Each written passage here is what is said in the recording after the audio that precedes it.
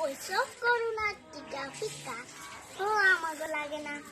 আমরা দিনের এক পান খাই, মনে সুখে গান গাই, আমাকে পড়ানির ভিতর ওসব দর্ব জাগে না। তো কথা হলো কি, আয় রোজগারটা বন্ধ, চাল কিনবো খেয়ে এমন তো নয় অনেক পেটে লাগে না খিদে, এক কেজি চাল কিনতে 60 টাকা। তো বাবু টিকা খাবো না ভাত খাবো, কোনটা আমরা আগে? তাও তো চিন্তায় ঘুম আসে না। মায়ের দেবো নিটা আর তোমরা নিয়ে আল্লাহ খাচ্ছ মিয়া যে 60 টাকা। বাহ বাহ বাহ বাহ বাহ।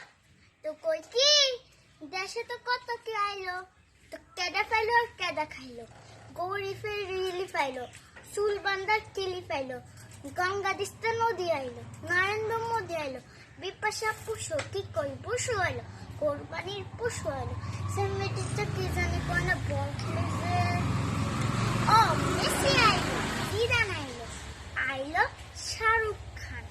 আমাগো কপালে তো সুরভি যোদ্ধাদি একখান। কত কি যে দেখলাম বাবু এদিন দুনিয়ার ভারতে, আমরা 200 টাকার পেঁয়াজ কিনি আর তোমরা পোষাও আরতে। আমরা ভাই গরিব মানুষ, এই রোহিঙ্গাদের মধ্যে আসি, জিনিসপত্রের দাম হোক সেটা খেয়ে বাস। আর এই অসুখ বিসুখ তো লাইগাই থাকে, পুষ কিনে বা মাগে না। ওইসব করোনা টিকা ফিকা হো আমাগো লাগে না। আর টিকা তো বানায়, ওইসব কিনে খাবো না, ইনফেকশন কে আমাকে মানায়? আর কয়দিন পরে দেখবা মিয়া ফুরুন ঢাকার শখে টিকা নিয়ে উড়ে যাচ্ছে কাক সিল আর বকে। আখার কাউ খিরকা কিংবা কাউরান বাজারে, টিকা মিলবে শয়ে শয়ে হাজারে হাজারে হা হা হা।